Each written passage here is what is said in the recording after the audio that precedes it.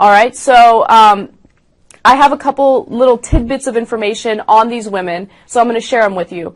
So first of all, they're all virgins, or allegedly virgins, okay? They swear... Yeah. They might have been virgins when they were hired, and I doubt that. I can guarantee you, after serving under Gaddafi for a while, they are no longer virgins. Right. So when they first get hired, they take a vow of chastity and they become official bodyguards. They have to swear to Gaddafi that they are definitely virgins, they haven't had sex. Another requirement is that they need to dress up when they're on the job. And by dress up, I'm not talking about wearing bodyguard gear. I'm talking about wearing makeup, jewelry, and heels. So right now, this image that I'm looking at, ladies and gentlemen, totally debunk what this lady just talked about in terms of the female in the army of Gaddafi. Alright, because I'm seeing women in military garments, and once you go on the website, you'll see the same documentary in great details talking about the women and how they dress in the military in Gaddafi's army.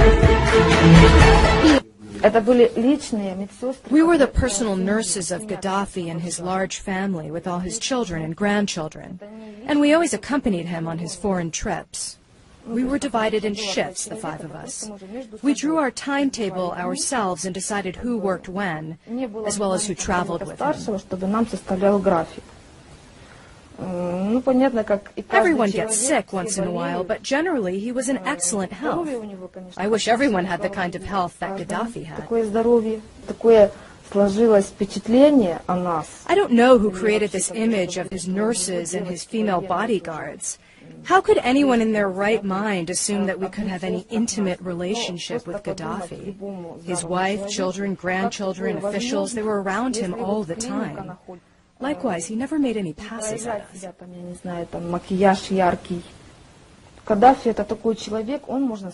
Gaddafi was quite considerate. I don't know much about how the nannies were treated in his family, but as for us, he treated us very well.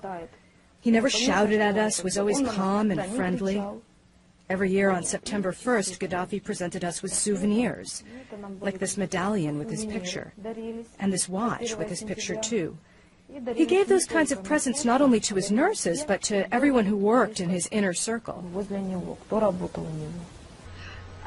When my friends here ask me how is it like to live in Tripoli, the first thing comes to mind that women are very free under the leadership of Muammar Gaddafi. The government really doesn't oppose anything on anybody. You can wear what you want. Women can travel without any permission from your dad or your husband or any male figure in the family.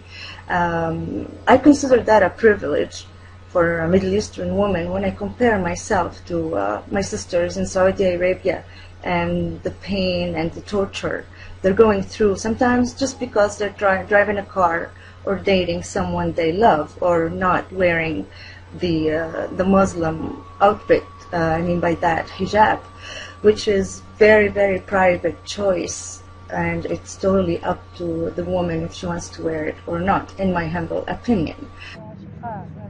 And the workers we spoke to, chosen by us, not the management, seemed genuinely proud of what women had achieved in the great socialist Jamahiriya. Libya is one of few countries in the Islamic world where women are not only seen, but also heard. The Dark Lady herself told us that the leader is a great liberator who has freed women from the tyranny of their backward fathers. When you go to Libya, you get free education. I'm talking about college education. Free healthcare. And today they're telling us that Gaddafi is killing his own people. But yet he's the same one who's giving them everything. Free education, free healthcare, feeding his own people, and killing them again. Does that make sense to you? Colonel Gaddafi came to power in 1969. Inspired by Egyptian leader Nasser's nationalism and pan-Arabism, his revolution took the motto freedom, socialism, unity. His government directed oil revenues to healthcare, housing, and education. Under Gaddafi, Libyans had among the highest per capita incomes and life expectancies in Africa. Education. Education is free for everybody, even if you're a foreigner. You can go to school for free until you get your PhD or honor chair, PhD. You can go as far as you want, and you don't pay a penny except your pencils and notebooks, and they're still supported by the government. Basically, you pay fraction of the real price, and that's applied to the food, applied to the supply, to the cars, and all necessary things in life. You pay for your books. عشان تدفع فلوس الكتب بتاعك؟ لا لا.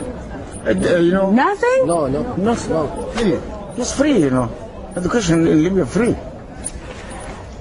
When you say free, do you mean no money at all? Just Does free mean free in Libya? Yes, free, yes. 16 dinars a year. It means nothing. How much is 16 dinar?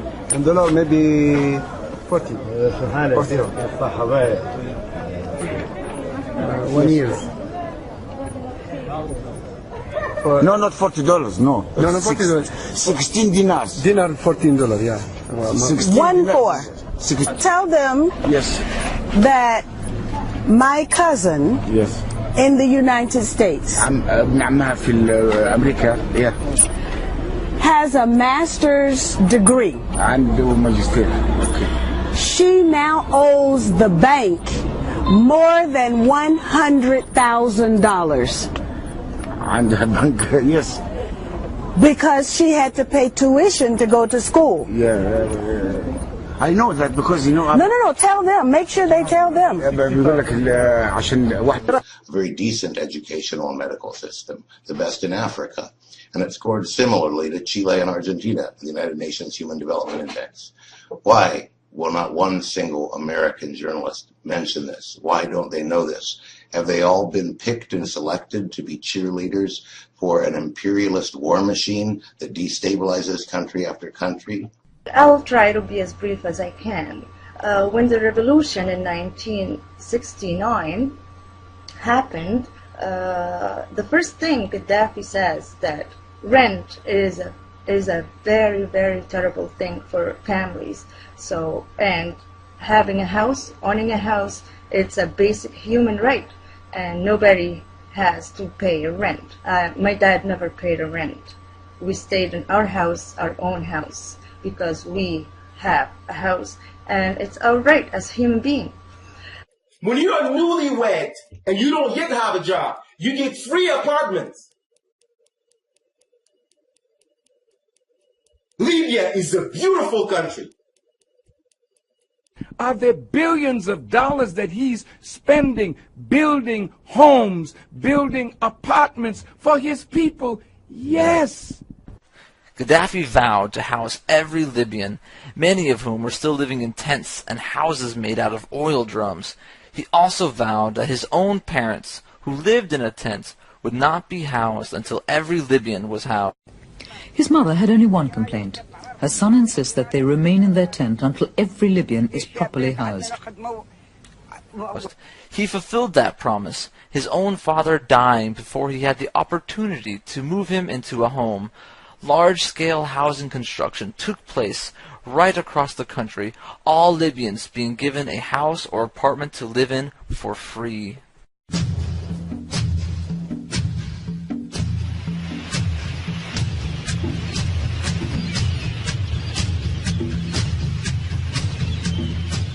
Libya. It's a vast country, hot, dusty, and dry, 90% desert. So you may be surprised to know there's a huge river flowing beneath it, a vital source of drinking water for Libya's cities, a man-made river that could one day even turn desert into farmland. Next things come to mind about my leader, Muammar Gaddafi, is the man-made river, which was a great miracle in my country, that it's most of it desert and we don't have water. And he managed to get the water out of the desert and spread it all over Libya so we can have good water, so our food would taste better. Has Gaddafi used the oil money to build Libya? Yes. Did Gaddafi use oil money and discover water under the Sahara Desert and brought that water to the surface and brought water from Benghazi all the way to the border almost of Tunisia? Did he impose farm feed their own people? Yes. We are dropping bombs on crowded cities at night where old people and children are sleeping. And we're watching it on CNN. They're hiding this. They're hiding this. What's going on now? Okay, all the people are here. Just, of course, yes, just to be supportive for our leader Muammar Gaddafi. Okay, and they want to hide this. But, say analysts, it's not just what's being hidden. It's also what's actually being said.